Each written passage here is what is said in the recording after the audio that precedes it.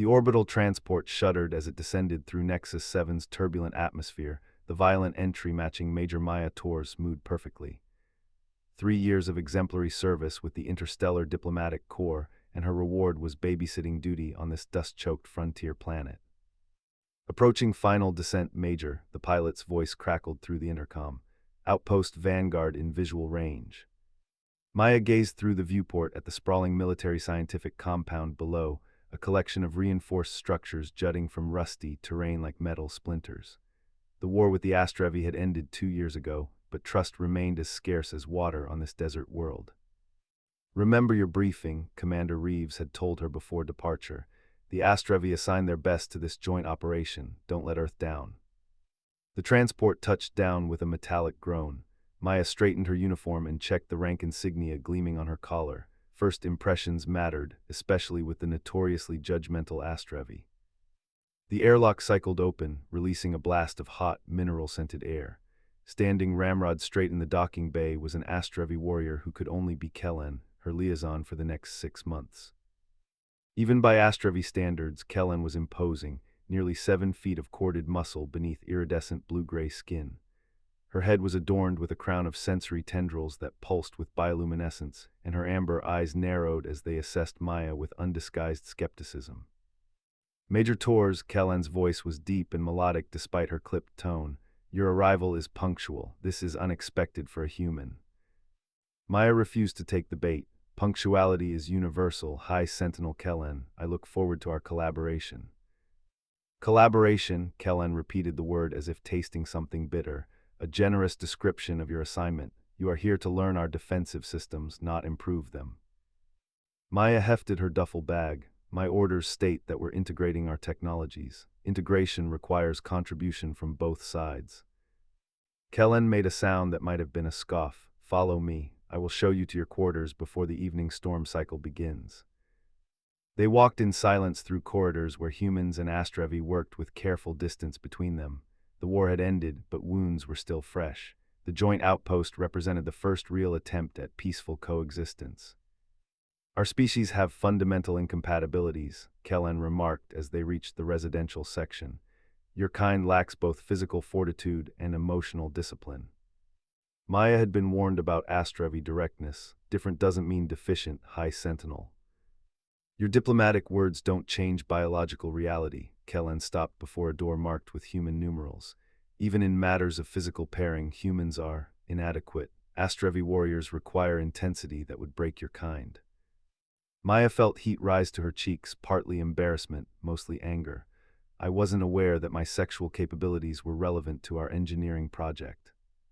For the first time, Kellen's expression shifted to something like amusement. "Everything about potential allies is relevant, Major. Your quarters." She gestured to the door. "Rest. Tomorrow we begin assessment of your capabilities." As Kellen strode away, her powerful form moving with predatory grace, Maya exhaled slowly. 6 months of this condescension stretched before her like an endless desert. She entered her quarters, austere but comfortable enough, and unpacked her few belongings. On her datapad, she made her first log entry. Day 1 at Outpost Vanguard. Astrevi liaison seems determined to prove human inferiority. Challenge accepted. Outside, the wind began to rise, singing against the compound's reinforced walls as the first storms of many gathered on the horizon. The diagnostics terminal beeped for the 3rd time as Maya's fingers danced across the holographic interface. 2 weeks at Outpost, Vanguard had settled into a rhythm of work and verbal sparring with her Astrevi counterpart. "Your modifications are inefficient," Kellen stated, leaning over Maya's shoulder close enough that her breath stirred the human's hair. "The power distribution will fail during high stress." Maya didn't look up. "If you'd wait until I'm finished, you'd see I'm addressing that exact issue." Humans always request patience when facing their limitations. The barb was familiar now, almost comfortable in its predictability. Maya had learned that responding with anger only reinforced Kellen's belief in human emotional weakness. Instead, she completed the sequence and stepped back. "Run the simulation." Kellen's sensory tendrils pulsed skeptically, but she initiated the program. The holographic defense grid flared to life, absorbing a simulated particle barrage at 150% previous capacity. "Impressive," Kellen admitted, the word clearly unfamiliar on her tongue. Engineering isn't about brute force, Maya replied. It's about understanding systems and their interactions. Something flickered in Kellen's amber eyes, curiosity perhaps. Your approach is unexpected. The outpost alarm cut through their moment of professional détente. Red emergency lights bathed the laboratory in crimson. Warning: Class 4 corrosive dust storm approaching. All personnel report to designated shelters. Exterior systems shutting down in 15 minutes. Kellen's posture shifted immediately to combat ready. We must secure the prototype and evacuate. This facility is not properly reinforced. They worked in efficient silence, securing equipment as the wind's howl grew louder against the structure. Maya followed Kellen through a series of emergency corridors to a reinforced bunker nestled deeper underground. The primary shelter will be crowded, Kellen explained, bypassing the main entrance. As project leaders, we have access to the auxiliary command shelter. The auxiliary shelter proved to be a compact space with 2 narrow bunks, emergency supplies, and a command console. Maya immediately checked the storm's parameters on the monitoring system. Duration estimate 36 hours, she read aloud. Corrosive particle density at critical levels. Kellen secured the door with a heavy clank. These storms strip flesh from bone in seconds. Your environmental suits would dissolve within minutes. Charming planet you've chosen for our first date, Maya joked reflexively, then winced at her word choice. To her surprise, Kellen's mouth curved slightly. Date, this is not courtship, Major. It was a joke. Humans use humor during stressful situations. Another weakness, Kellen said, but without her usual edge. She removed her outer armor, revealing a form-fitting undersuit that accentuated every powerful curve of her alien physiology. Maya busied herself with checking emergency rations. We should establish a watch rotation. Those monitoring systems could fail. Agreed. Kellen settled onto one of the bunks, her frame too large for the human-designed furniture.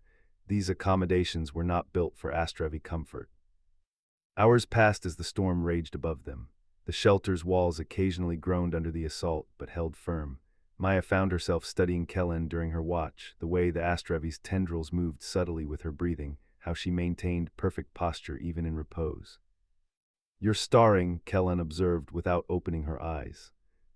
I'm curious about your species, Maya admitted. We fought for years but know so little about each other. Kellen's eyes opened, luminous in the shelter's dim emergency lighting. What do you wish to know? The tendrils on your head, what purpose do they serve? Kellen's hand moved unconsciously to the crown of appendages. They sense emotional and physical states. In battle, they detect fear and weakness. In closer encounters, they enhance pleasure. The implication hung in the air between them. And you believe humans are too weak for such encounters? Your kind breaks easily, Kellen said, but her tone had shifted to something less certain. Astrevi passion would overwhelm you. Before Maya could respond, the lights flickered ominously. Both women tensed as darkness enveloped them completely. In the sudden blackness, Maya heard Kellen's breathing quicken. Maya fumbled for her emergency light as the darkness pressed around them. The shelter's backup systems should have engaged immediately, but something had failed. Status report, she called out, military training taking over. Instead of Kellen's usual confident response, she heard rapid, shallow breathing from the Astrevi's direction. The beam from Maya's light revealed Kellen rigid on her bunk, tendrils pulsating with agitated bioluminescence. Kellen, what's wrong? Nothing, came the strained reply. Systems will restore shortly. Maya approached cautiously, recognizing the signs of acute stress. You're experiencing a panic response. Are you claustrophobic? Astrevi warriors do not fear enclosed spaces, Kellen snapped, but her voice wavered. In the faint glow of her tendrils, Maya could see her hands trembling. Maybe not enclosed spaces, Maya said gently, but darkness combined with uncertainty. A distant boom echoed through the shelter, perhaps debris striking the surface structures. Kellen flinched visibly. The final siege, she whispered. I was trapped beneath rubble for 3 days when your forces bombarded our command center on Vega Prime. My entire unit, I alone survived.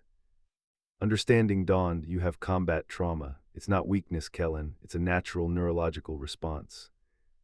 Kellen's eyes flashed. I am not defective. Of course not, Maya said, sitting beside her on the bunk. Human soldiers experience it too. I've had episodes since the Titan outpost fell. The admission seemed to surprise Kellen. But you function adequately. Thanks for the glowing review, Maya smiled slightly. We adapt, we heal, but sometimes triggers bring it back. Another boom, closer this time. Kellen's breathing accelerated dangerously. May I? Maya asked, holding out her hand. After a moment's hesitation, Kellen nodded. Maya placed her palm gently against Kellen's chest, above her heart equivalent. Breathe with me, slow and steady. This is a human technique. Universal physiology. Controlled breathing regulates your nervous system. For several minutes they breathed together in the darkness. Gradually, the frantic pulse beneath Maya's hand steadied. The tension in Kellen's powerful body began to ease. Your touch is different than I expected, Kellen said quietly. How so? There is strength in its gentleness. I was taught humans touch with desperation or dominance, nothing between. Maya smiled. There are many ways to touch, Kellen. Perhaps it was the darkness or the intimacy of shared vulnerability, but something shifted between them. Kellen's hand rose to cover Maya's, not removing it but holding it in place. Show me, she whispered. Maya hesitated. I don't want to take advantage of your vulnerable state. I am not vulnerable, Kellen insisted, though they both knew otherwise. I wish to understand this human strength you demonstrate. Carefully, Maya moved her free hand to Kellen's face, tracing the elegant ridge of her cheekbone with her fingertips. The Astrevi's skin was smoother than it appeared, with a subtle texture like warm silk. Human connection isn't about dominance, Maya explained softly. It's about communication. Each touch is a conversation. Kellen's eyes drifted closed as Maya's fingers explored the contours of her face, gently brushing the base of her sensory tendrils. A visible shiver ran through the Astrevi's powerful frame. Your fingers speak eloquently, Kellen murmured. As if responding to the changing atmosphere, the emergency lights flickered back to life.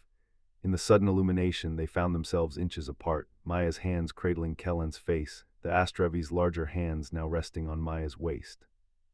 They separated slowly, something unspoken passing between them. The systems have recovered, Kellen said, her voice huskier than usual. We should check the storm's progress. Maya nodded, moving to the console. Still 17 hours until it passes. We should rest properly then, Kellen said. I will take the first watch. Maya returned to her bunk, but sleep eluded her. Across the small shelter, she could feel Kellen's gaze upon her in the dim light, thoughtful and intense.